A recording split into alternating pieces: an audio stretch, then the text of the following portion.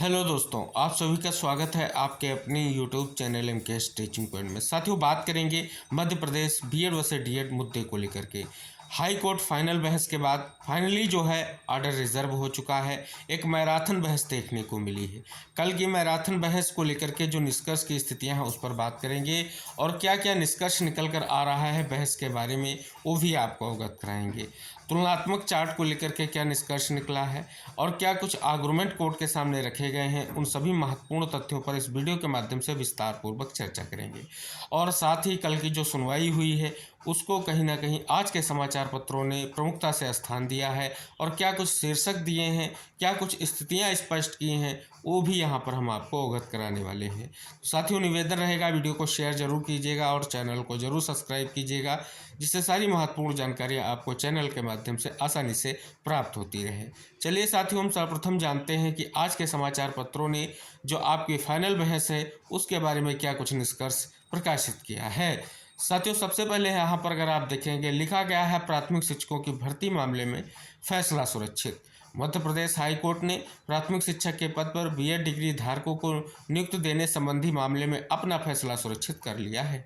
मामले की पिछली सुनवाई के दौरान न्यायालय ने तुलनात्मक चार्ट पेश करने के निर्देश दिए थे। मामले में बुधवार को जस्टिस सील लागू व जस्टिस अमरनाथ के सरवानी की युगल पीठ के समक्ष सरकार की ओर से समय की राहत चाही गई, जिस पर न्यायालय ने कहा यदि सरकार कोर्ट को सहयोग नहीं करना चाहती है तो कोई बात नहीं है, याचिकाकर्ताओं को सुनकर न्यायालय अपना फैसला देगी।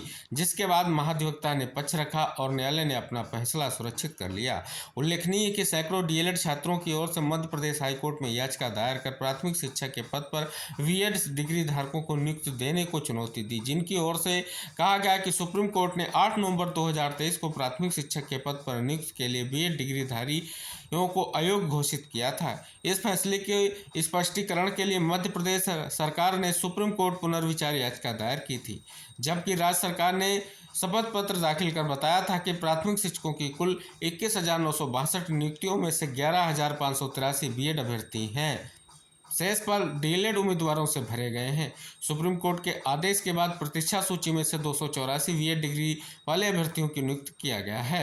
याचिकाकर्ताओं की ओर से अधिवक्ता रामेश्वर पी सिंह ने पक्ष रखते हुए बताया कि पुनर्विचार याचिकाओं में सुप्रीम कोर्ट ने 8 अप्रैल 2024 को स्पष्टीकरण दिया है कि 8 नवंबर 2023 के बाद प्राथमिक शिक्षकों के रूप से में बीएड डिग्रीधारियों की नियुक्तियां पूर्ण रूप से अवैधानिक हैं। जो नियुक्ति उक्त दिनांक के पूर्व की गई हैं और जिनमें हाईकोर्ट का अंतरिम आदेश बरकरार है, उनकी वैधानिकता के संबंध में मध्य प्रदेश हाईकोर्ट फैसला करेगा। उक्त मामले में सुप्रीम कोर्ट के फैसले के बाद न्यायालय ने तुलनात्मक चार्ट पेश करने के निर्देश पिछली सुनवाई पर दिए थे। मामले में बुधवार को आगे हुई सुनवाई पश्चात न्यायालय ने अपना फैसला जो है सुरक्षित कर लिया है। तो यहाँ पर आप देखेंगे तो कल की सुनवाई का निष्कर्ष आप सभी को दिख रहा है कि जो तुलनात्मक चार्ट है उसे अभी तक पेश नहीं किया गया है। तो यहाँ पर साथियों आप देख रहे हैं कि सीधे तौर पर खबर को प्रकाशित करते हुए शीर्षक दिया गया है, शिक्षकों की नियुक्ति पर तुलनात्मक चार्ट पेश करने मांगी मोहलत। लिखा गया, हाईकोर्ट के निर्देश के बावजूद राज्य सरकार ने प्राथमिक शिक्षक के पद पर बीएड डिग्री धारकों को दी गई नियुक्ति का तुलनात्मक चार्ट पेश नहीं किया है। सरकार ने इसके लिए 1 माह की मोहलत मांगी है। इस पर ओपन कोर्ट में जस्टिस सील लागू की अध्यक्षता वाली खंडपीठ ने कहा कि सरकार यदि कोर्ट का सहयोग नहीं करना चाहती तो कोई बात नहीं, यह कोर्ट याचिकाकर्ताओं को सुनकर अपना फैसला सुनाएगी। इसके बाद महाधिवक्ता द्वारा अपना पक्ष रखा गया।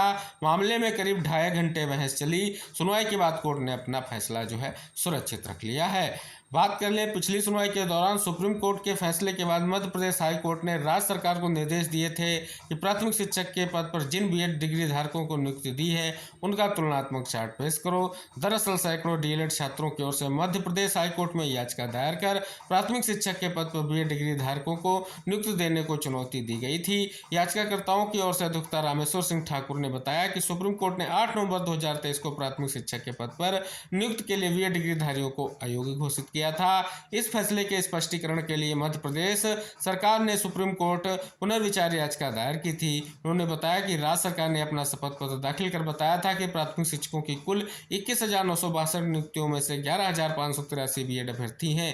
शेष पर डीएलएड उम्मीदवारों से भरे गए हैं। सुप्रीम कोर्ट आदेश के बाद प्रतीक्षा सूची में से 284 बीएड डिग्रीधारी अभ्यर्थियों को नियुक्त किया गया है।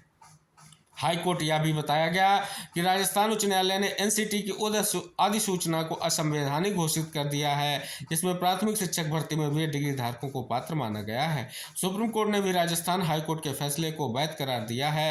याचिकाकर्ताओं की ओर से सुप्रीम कोर्ट के वरिष्ठ अधिवक्ता गोपाल शंकर नारायण जी, श्रीमती मीनाक्षी अरोड़ा, रामेश्वर सिंह ठाकुर, विनायक प्रसाद शाह, मनदीप कालरा और पैरवी की। वहीं राज्य शासन की ओर से महाधिवक्ता प्रशांत सिंह ने पक्ष रखा है। बीएड की तरफ से अगर बात करें, वर्चुअल मोड से आपने देखा है, महत्वपूर्ण तरीके से जो है पक्ष को पीएस पटवालिया सर ने भी रखा है।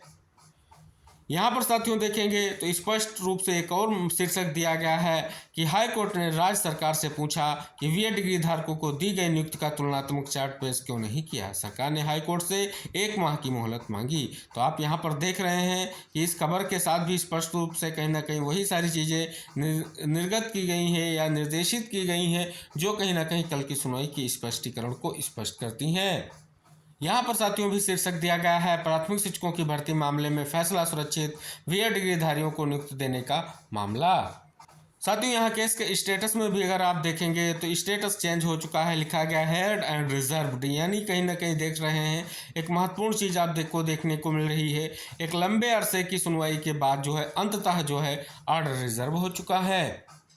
तो जैसा कि साथियों कल की मैराथन बहस में आपने देखा, सभी पक्षों को सुना गया है और उनको सुन करके कहीं ना कहीं स्पष्ट तौर पर ऑर्डर को रिजर्व कर लिया गया है फाइनल जजमेंट के लिए। अब साथियों आप सभी को हम अवगत करा दें, बीएड की तरफ से भी पक्ष को रखा गया।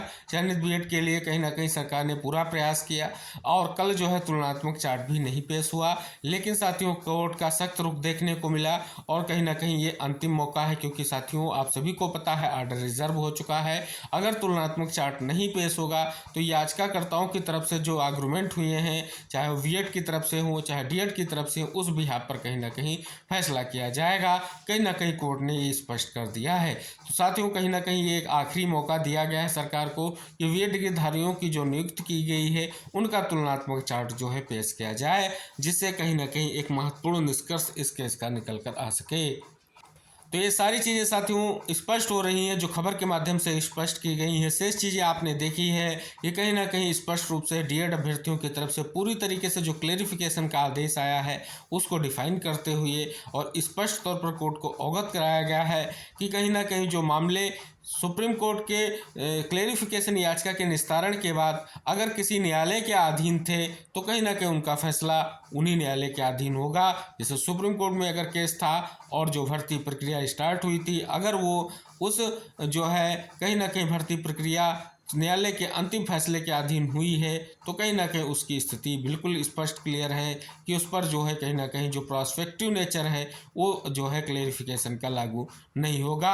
इस बात को कल जो है कहीं ना कहीं कोर्ट में कई बार रखा गया, क्योंकि आप देख रहे हैं जुलाई 2022 का जो आदेश है, पहला आदेश जो आपकी याचिका का, जिसमें भर्ती प्रक्रिया को फाइनल जो है आउटकम रखा गया था, जिसको बार बार कोर्ट के सामने रखा गया। और दूसरा एक और आदेश जो कहीं ना कहीं जनवरी में आया था, उसमें भी कहीं ना कहीं ऐसी स्थिति को स्पष्ट करते हुए कोर्ट का सामने रखा गया। क्योंकि साथियों 2 याचिकाएं, केसरी नंदन साहू की याचिका और एक और याचिका विपिन कुमार द्विवेदी की याचिका, जिसको बार बार कहीं ना कहीं डिफाइन किया जा रहा था कोर्ट के सामने और सभी चीज़ों को कोर्ट के सामने रखा जा रहा था और अपने तरीके से क्लेरिफिकेशन जो हुआ है उसके हर एक पॉइंट्स को क्लियर किया गया है।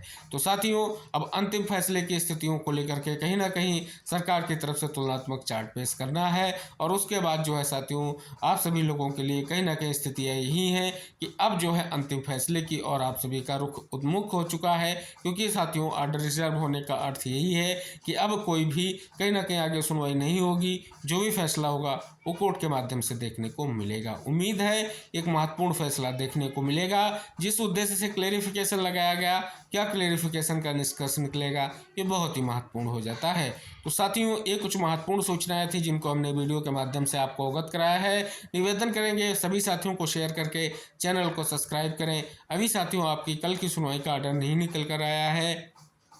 ऑर्डर आने पर जो भी अन्य चीज़ें निकल कर आएंगी हम वीडियो के माध्यम से आपको अवगत कराएंगे। निवेदन करेंगे चैनल को जरूर सब्सक्राइब कीजिएगा। मिलते हैं नेक्स्ट अपडेट के साथ, तब तक के लिए बाय बाय, टेक केयर साथियों।